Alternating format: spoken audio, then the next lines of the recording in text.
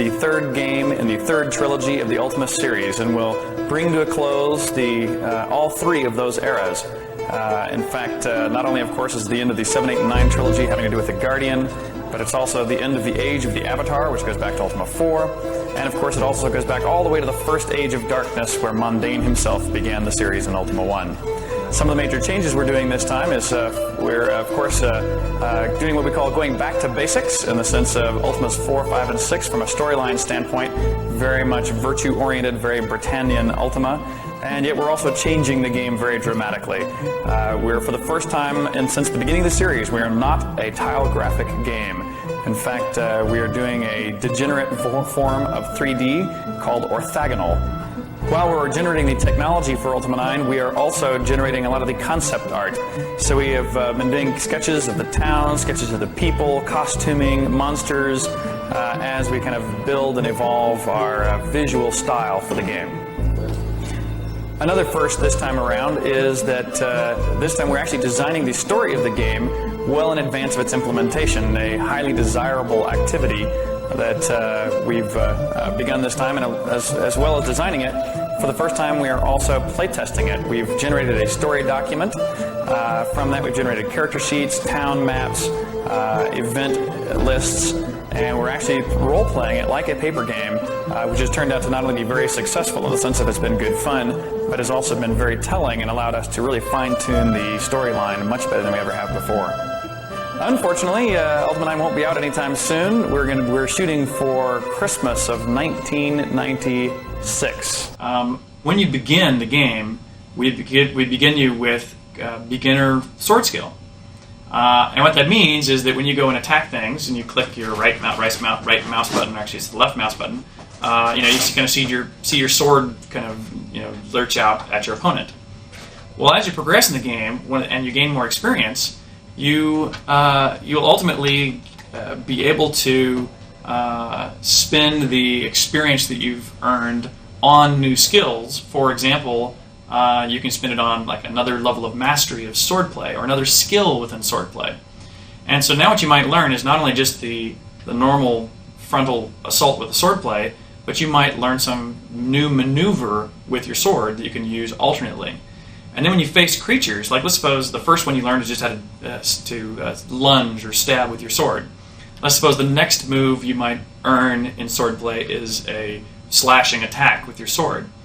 Well, now when you face skeletons out, like you're walking through a graveyard and skeletons come up through the ground, you'll notice that if you stick your sword out at them, your sword goes right between the ribs. And so tactically, that's not a very useful maneuver compared to your new slash, which is a better tactical move. They are actual individual skills that you earn over time that give you a new capability, a new animation, a new reason to celebrate. Mm-hmm.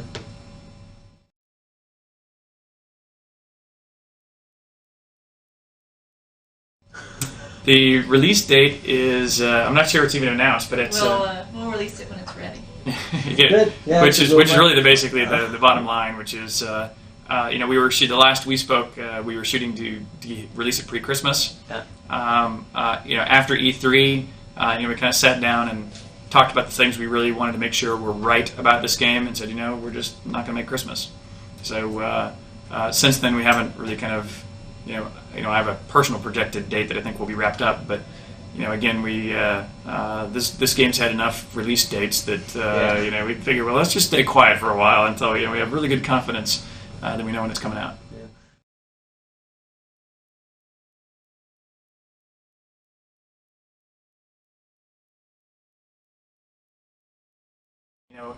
My first game was published when I was 19 years old. So, and even at that time, I was like living at home with my parents, and just in college or hadn't even started college. And the few other people that were in this industry doing this were all basically my age. I mean, there wasn't anybody older than me at the time. But even like 2 years later, anybody new in the industry was usually coming out of high school. You know what I mean? So immediately, at the age of 20, I became like the oldest person or one of the oldest few people in the industry. And by the time you're 25, it becomes clear that there's really people noteworthily younger. By the time you hit 30, it's like, wow, like everybody's really younger. By the time you hit 35, it's like, man, am I old. This is a single building inside of Cove. which we saw the bigger scene of before, just coming back into about the correct game scale zoom to kind of see what it'll look like. And again, these are all very preliminary because, for example, to show you the areas that I think are working about like they will in the final version and ones that aren't, this ground texture is working particularly well, but you'll notice this tree is pixelating a bit. And that the technology is not doing that. It's just because the original artist didn't create a dense enough texture map for that particular scene. And so one of the things we're trying to make sure it doesn't do is look classically 3D in the sense of lots of blown up pixelated stuff. And so you shouldn't see any of that when we get the final version. Similarly, you can see it here along the top of this. That should also not be there. This was done with an 8-bit renderer, and the current renderer in the game is actually 16-bit VGA, and so it actually even looks much better than this. Plus, this is a inkjet color printer version, so it doesn't do justice. It's going to be Windows 95 or still DOS-based? Nope, you can't run it under DOS. It has to be Windows 95. And these are scenes out of some of the flicks. More British. There's a flashback sequence to Ultima IX, showing the summoning of Pyros. The dragons that show up in a number of the flicks, and you can ride during the game. And a dream sequence starting with Lord British. It starts in Lord British's dream. This flick is actually really cool when the whole room dissolves and falls apart and presents the dream world beyond it. It's actually very cool. And that's the last one.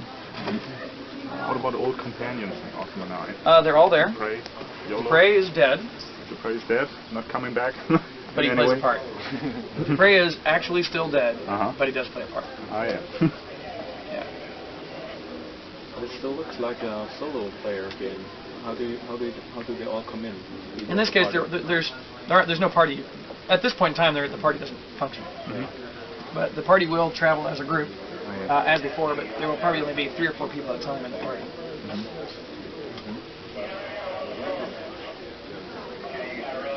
What about your plans for Ultima after Ultima IX? We, of course, after Ultima Online, which I call Multima, and Ultima IX, we're at least going to do, one of the things I'm thinking about right now is actually combining Ultima 10 and Ultima 2 into one game. And so I'm interested in doing what I'll call an epic story game, but in a multiplayer environment. Whereas Ultima Online right now is more of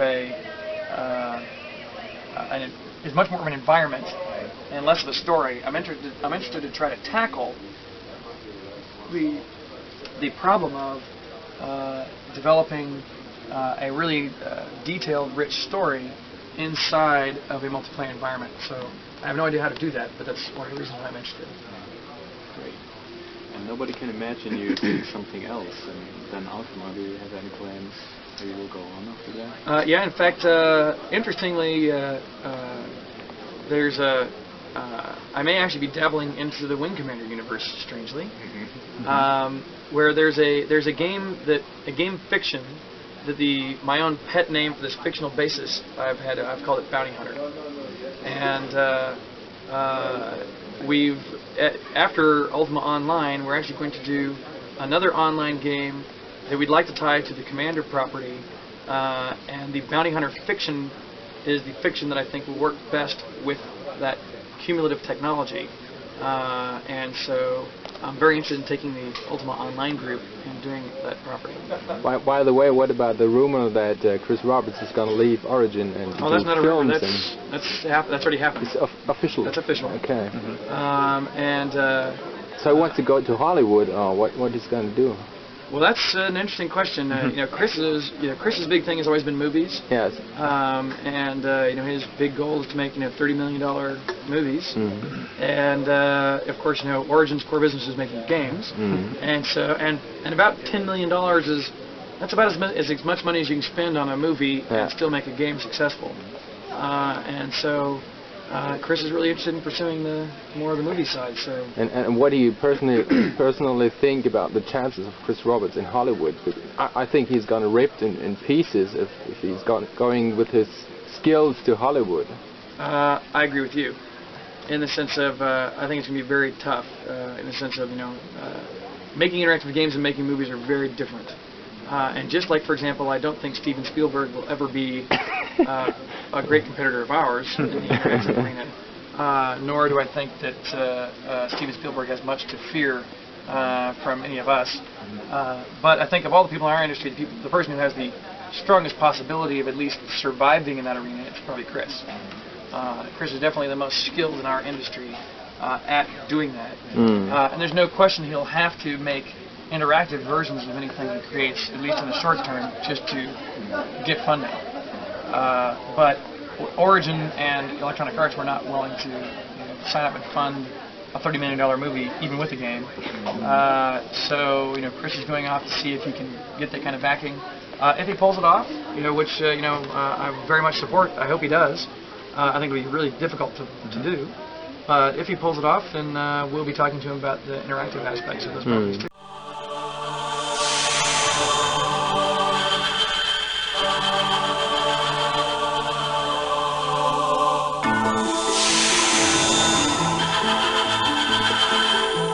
Ultima IX Ascension is the culmination of 20 years of creation that we've put into the Ultima series. And in particular, Ultima IX is kind of the end of the trilogy of trilogies that tells kind of the grand finale story of our primary hero known as the Avatar. In Ultima IX, we do character creation in a very different way than you see in most other games. In most games, you actually choose numbers that you apply to statistics. In this case, we actually do a personality profile. So in fact, when we come in here and speak to the gypsy, she is actually going to tell our fortune, and while telling our fortune, ask us a variety of ethical dilemma questions, and then based upon your response to these issues, we generate a personality profile for you, the real human player, which makes up the basis of your character when you begin to play within the world of Britannia. But now that our character has been created, we are off to seek adventure in the lands of Britannia. So you can see that the gypsy has opened the gateway to take us on our way to Britannia. So I'll just kind of jog across here and jump through the gate. So once you arrive in Britannia, the next thing you learn is the ways of magic. So here, when we open up our spell book, it brings up all the different kinds of spells and reagents and other things I might need to know to cast magical spells.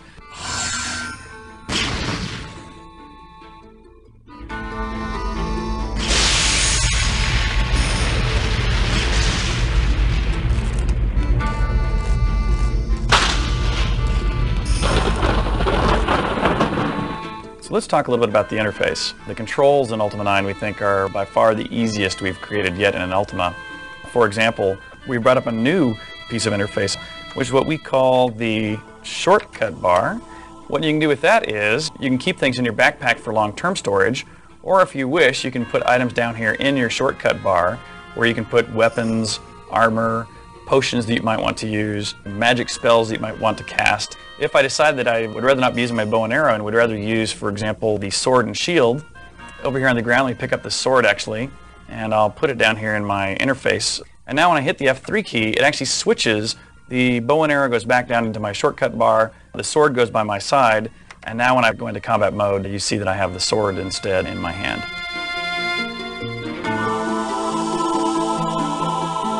Another one of the hallmarks of Ultimas is that they are living, breathing worlds where not only does the player get to move around and interact with folks and things, but the people live their own lives and interact with each other as well.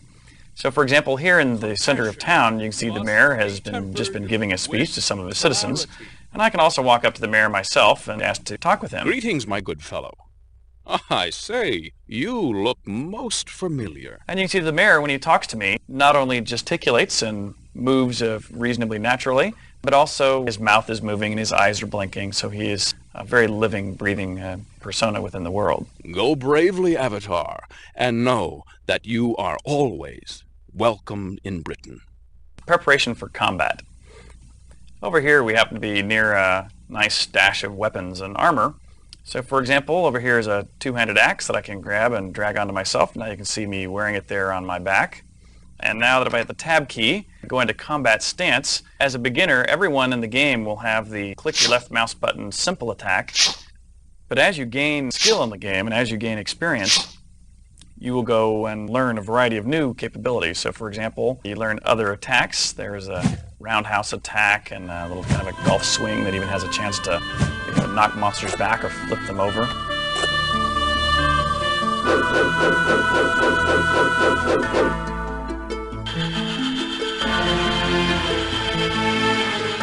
Here in the Royal Museum is what we call the Tapestry of Ages, which is a large image which actually represents all of the adventures that the Avatar has gone on in all of the Ultimas. In fact, there's 3 images from each game. So I can come over here and I can actually press these buttons, and it will not only highlight one scene in particular, but tell me a little bit about what was going on in the history of the game at that time.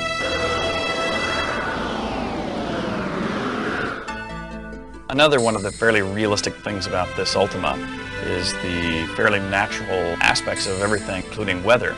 So for example, here is the arrival of a storm. The sky goes dark, clouds come in overhead, the rain comes down, you actually see lightning striking the ground. And in fact, every one of these raindrops is in fact a true tracked drop that falls from the sky and lands wherever it might land in the world. Another one of the kind of fun features about this Ultima is how realistic day and night and weather is. And in fact, we get a full sunset sky, and as it gets later at night, you'll see the stars come out. And eventually at night, you can see that the clouds blow by and the stars rotate as well. And in fact, you can look up and see the lighthouse beacon still rotating at night, warning ships out at sea. So what you're going to find when you play Ultima IX Ascension is that we've tried to create the most immersive and compelling world to live in, as well as create the most compelling, epic storyline that you could possibly be the hero of. So we like to believe that Ultima is really the masterpiece, epic Ultima, that is fitting for the conclusion of the entire Ultima series. The Ultima system of virtues has an interesting structure. We started with the 3 principles of truth, love, and courage, which we felt were fundamental positive ideals. From these 3 principles, we derived the 8 virtues by combining them in the 8 possible ways. Therefore, truth by itself we called honesty. Love by itself gave us the virtue of compassion. Courage gives us the virtue of valor. Truth, tempered by love, gives us justice. Love and courage gives us self-sacrifice. Truth and courage gives us chivalric honor. All 3 together, truth, love, and courage, we called spirituality. None of the above we called pride, which is not a virtue, so we use its opposite, which is humility. We've also created symbology to go along with this pattern. We call this symbol the Codex of Ultimate Wisdom. It begins with 3 circles which represent the 3 principles of truth, love, and courage. We add lines to these 3 circles that are tangent to one or more of the circles based upon which virtue it is. So for example, the virtue of honesty has a line which is tangent only to the circle of truth. The virtue compassion becomes tangent to the principle of love. Valor becomes tangent to courage. Justice is tangent to both truth and love. Likewise, sacrifice is tangent to love and courage. And honor is tangent to courage and truth. Spirituality is the small circle that you see tangent to all of truth, love, and courage. And then finally, for humility, we draw a large outer circle that encloses the whole symbol and yet is tangent to none of the principles of truth, love, or courage. And when this outer circle is complete, we have completed the Codex of Ultimate Wisdom, which symbolizes the relationship between the 3 principles and the 8 virtues of the Avatar.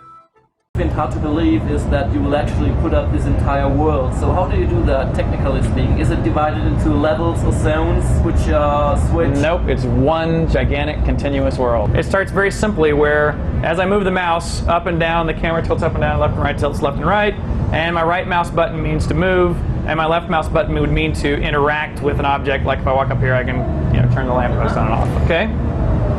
We're starting here in the world of the city of Moonglow, which is the city of the mages with big floating buildings, floating walkways. Maybe get my mouse out here a little bit. I can do things like come walk up these stairs. If I click on this lever, it'll take away this force field so that I can step in here. This woman over here is, I'm going to kind of come over to this side. She's getting ready to cast a spell.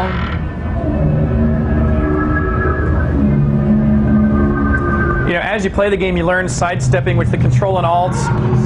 Uh-oh. So you got a monster, you accidentally summoned a monster. So it's simple single clicks to get started.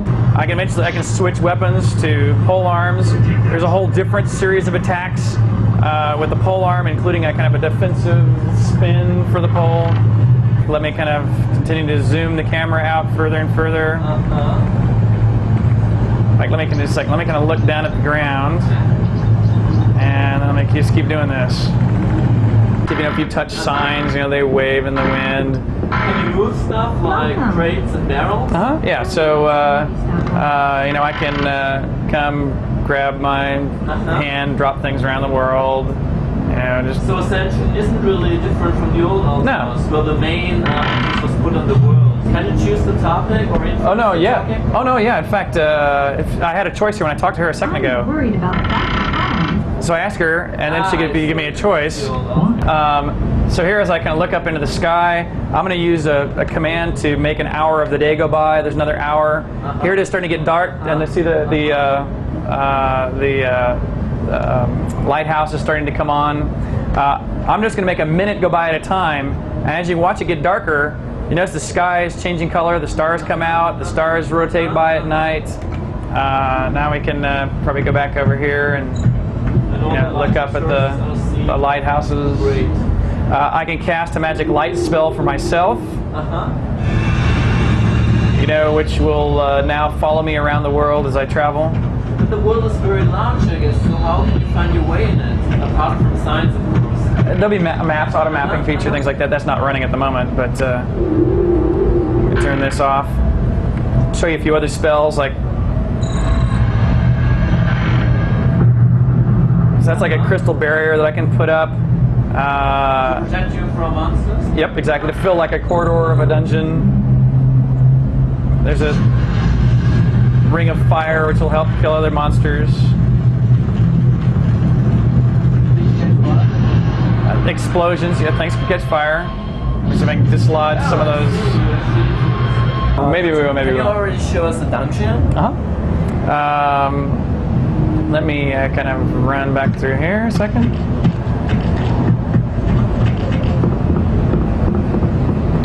You need to find a way to penetrate these columns, which are often guarded by this demonic thing we call the Slasher of the Veils, and kind of hopefully stop the destruction of the planet. Let me kind of come out here, and I'll kind of even show you the inside of one of these because I think they look kind of cool. So now we're inside this giant column, and eventually there'll be a magical object floating here in the center that you'll need to recover to kind of shut down the magic of this column in order to prevent the destruction of the world.